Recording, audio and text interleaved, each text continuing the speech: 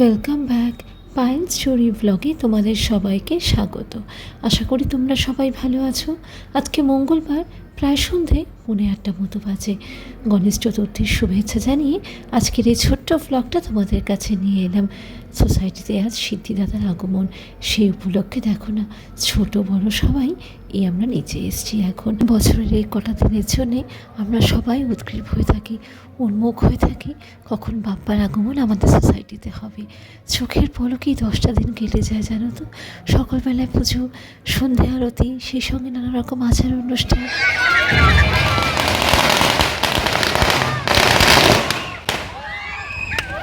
ওই এখন যে বাজিগুলো পাওয়া যায় না, একটা বড় সুতোর মধ্যে অনেকগুলো কালীপটকা লাগানো থাকে, ওই বাজিটাই ফাটানো হলো।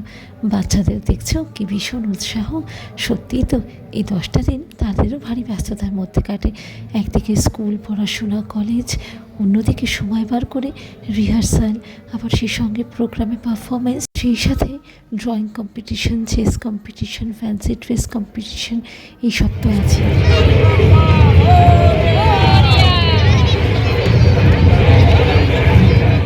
আমাদের বাপ্পার মূর্তিটা কি ভারী সুন্দর দেখেছো, এত স্নিগ্ধতায় ভরা, তবে বেশ কালারফুল। জানি না তোমরা ক্যামেরায় কতটা বুঝতে পারছো। দেখি একটা কোণা ধরে দাঁড়াই। এবার বাপ্পাকে প্যান্ডেলে বসানো হবে।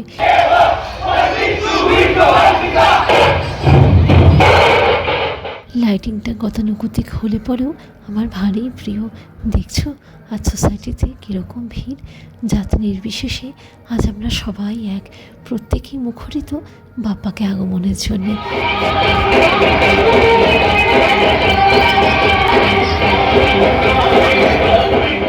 ভদ্রলোক যে ছোট্ট মূর্তিটা কোলে করে আনছেন, ওটাই পুজো হবে। উনি কিন্তু আমাদের কমিটির একজন প্রমিনেন্ট মেম্বার। প্যান্ডেলটা কি ভারী সুন্দর করেছে না, বেশ চমকপ্রদ। সামনে দেখো না ডিস্কো লাইট লাগিয়েছে, আর এই কোনায় দেখো গুজরাটি ছাতাগুলো। চারিদিকে একটা উৎসবের ছোঁয়া। এই গণেশ পুজোর পরেই তো মহালয়, আর তারপরেই আমাদের মা দুর্গার আগমন। আর মাত্র কটা দিন।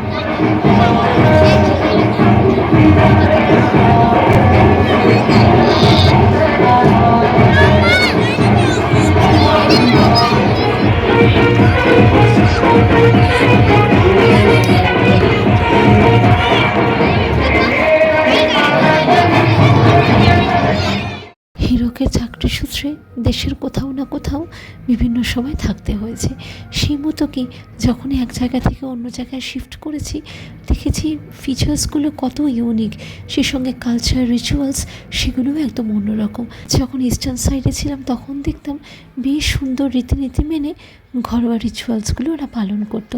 আর যখন এখন ওয়েস্টার্ন সাইডে এসেছি তখন দেখি কোনো প্রোগ্রামের শুরুতেই এই সুন্দর একটা গরবা ডান্স করে ওরা সেটাকে ওয়েলকাম করে। আবার সাউথ ইন্ডিয়ার কালচারটা যেন সম্পূর্ণরূপে আলাদা।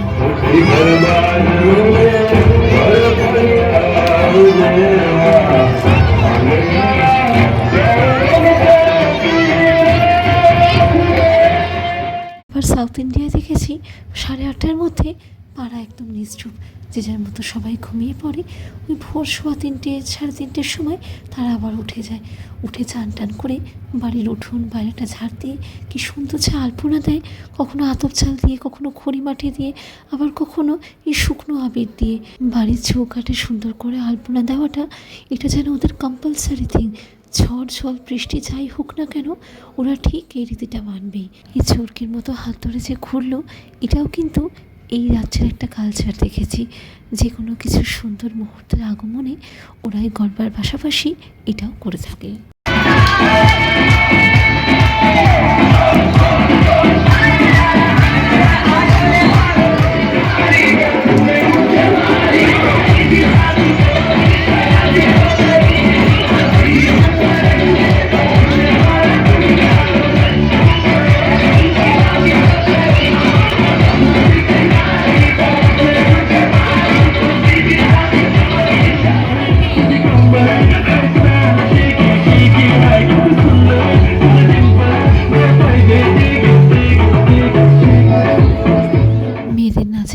ছেলেরাই বা কেন বাদ যায়, তারাও দেখো না দিব্যি সুন্দর ময়দানে নেমে পড়েছে। এই ছোট্ট পুচকেটা অনেকক্ষণ ধরে চেষ্টা করছিল ওই দাদাকে এখন ফ্রি পেয়ে খানিকটা হাত ধরে ঘুরে নিল। এবার ঠাকুরের আগমন।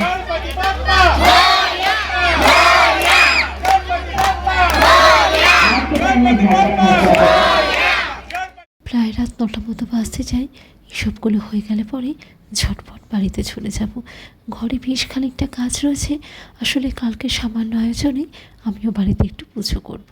ওই জন্যে মোদক বানাবো, তবে সেটা অবশ্য কাল ভোর রাতেই উঠবো। আজ ইচ্ছা রয়েছে ঠাকুর আসনটা সুন্দর করে সাজিয়ে গুছিয়ে রাখার। ওইসব জিনিসপত্রগুলো আবার বার করতে হবে।